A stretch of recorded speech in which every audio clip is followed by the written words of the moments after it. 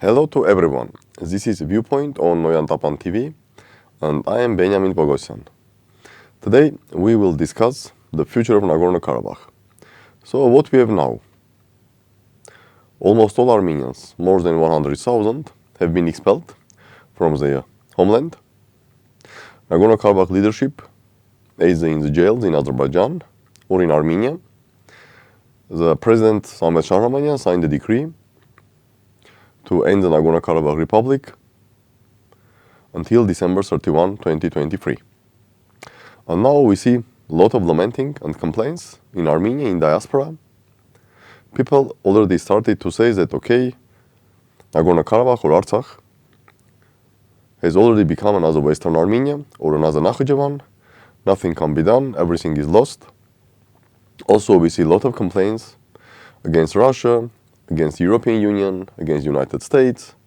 It appears that all great powers was pursuing their national interests, that for the collective West, for the European Union and the United States, probably the geopolitical interests to decrease Russian influence in the South Caucasus, or interest in Azerbaijani oil, gas, or in general the financial interests, were much more important than fate of the first Christian nation, Armenians, the fate of 100,000 people. All this lamenting could be really strange, because it appears, or it seems, that many Armenians just yesterday jumped into the world of geopolitics, and they are surprised that for the great powers and for any powers, the national interests are much more important than every discussions about human rights, about democracy, about anything. And that for many countries, the real financial interests, and also for many politicians, financial interests and cash is much more important than declared values. Again, sometimes when we look what's going on partly inside Armenia, partly in Armenian diaspora, all this resentment, all these complaints, all this criticism against everyone, as I mentioned, against the collective West and also against Russia, that all look what happened. There was some sort of Bolshevik Kemalist agreement in 1920, which resulted in destruction of first Armenian Republic. Now probably we have some sort of agreement between Russia and Turkey in 2023, then in 2020, so everything is repeated like 100 years ago. But amidst all these discussions of terrible things, and terrible Russia, terrible United States, terrible European Union, there is few discussions what's going to be happen next. Besides the fact that, again, many are arguing that, okay, Artsakh is lost, next is Syunik, probably soon, Syunik also will become Western Armenia, and this process will continue forever. However, instead of lamenting and criticizing everyone, I believe Armenia, Republic of Armenia as a state, and Armenians, both in Armenia and in diaspora, should forget about lamenting and criticizing and speaking about, whoa, it's terrible for outside world. National interest, money, financial interests are much more important than fate of 100,000 Armenians or fate of Republic of Artsakh. Of course, this is a fact. And if someone only now understood that this is a fact, it speaks not bad about external actors, about Russia, about the United States, about the European Union.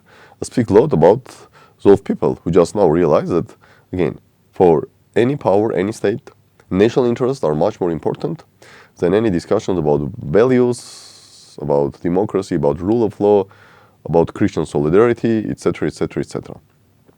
However, of course, this process can continue. We can continue to lament, we can criticize everyone, and then we can wait, okay, we lost Artsakh, now maybe next is Syunik, maybe next in Vayon Zor. This is also an option. But I believe the better option is to understand what can be done. First of all, let's fix that, yes, Nagorno-Karabakh Republic is destructed, all Armenians are expelled from Nagorno-Karabakh Republic, but still, the state institutions are functioning.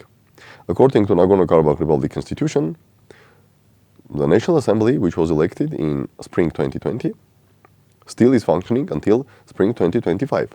And the same is for President Samet Shahramanian. He was elected president on September 9, 2023, and he was elected president until spring 2025. And now Samet Shahramanian is in Armenia, and 32 MPs of 33 member Nagorno-Karabakh Republic Parliament, they are in Armenia also. Yes, the speaker is arrested and now is in jail in Baku, but Another 32 persons are here, and speaker was elected by Revolutionary Federation Dashnaktutun, so nothing can prevent Revolutionary Federation of Dashnaktutun to appoint another member of parliament, and so we will have full functioning 33-member Nagorno-Karabakh Republic Parliament in Armenia. President is in Armenia. What can be done now, at least as a first step? The president should state that he was forced to sign decree of dissolution of Nagorno-Karabakh Republic by the end of 2023. Probably this was a blackmail by Azerbaijan, that either this decree is going to be signed or we are not going to allow the civilian population of Nagorno-Karabakh to live. We are going to kill all 100,000 people. And I don't exclude that this agreement was reached during the first meeting in Yevlakh on September 21. However, regardless of the reasons behind the decree of Mr. Samdashar Ramanyan, now while he in Armenia, he can simply say that he's going to annul this decree, or the parliament can convene and say that, okay, president cannot dissolve the state because the state was established also as a result of referendum of December 10, 1991. So no one can dissolve the state which was based upon the people's will, even if he's a president. So first of all, this decree should be annulled, and then the Nagorno-Karabakh Republic government, Nagorno-Karabakh Republic National Assembly and President should continue their work based in Armenia.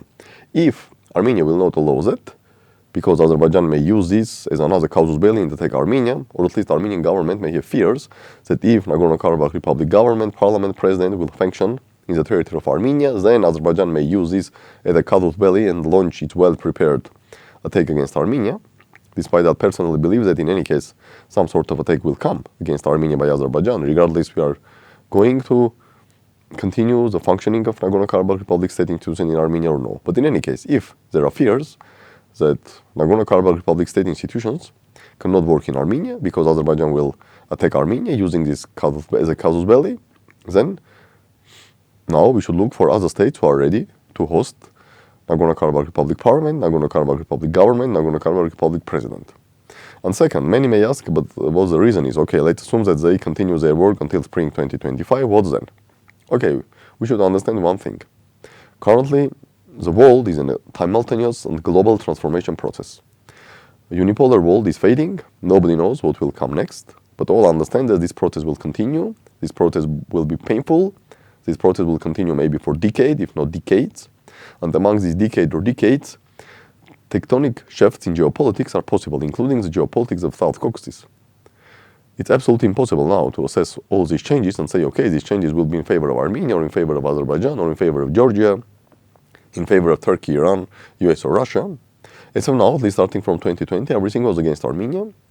Armenia was humiliated twice, once in November 2020, then in September 2023. But again, as far as the process of transformation of world order is not our, and as I mentioned, this is not going to be our at least for the next 10 years, then there are chances the situation will be changing in South Caucasus and it will be changing in favor of Armenia, which means that instead of criticizing everyone and declaring Nagorno-Karabakh as next Western Armenia and thinking that, okay, Sunnik and other regions of Armenia will be next Western Armenia, Armenians, both inside and Armenian diaspora, should take concrete steps. And one concrete step is to annul the decree of President Samdashar Ramanyan of dissolution Nagorno-Karabakh Republic. Then, the second step, everything should be done to keep as many Nagorno-Karabakhis in Armenia as possible, because thus they will be very close to their homeland, and in case of any changes in geopolitics, regional geopolitics, which again nobody can say will happen, will not happen, but there are some chances, these people will have opportunity to return to their homeland. This is all for today, and we will meet soon.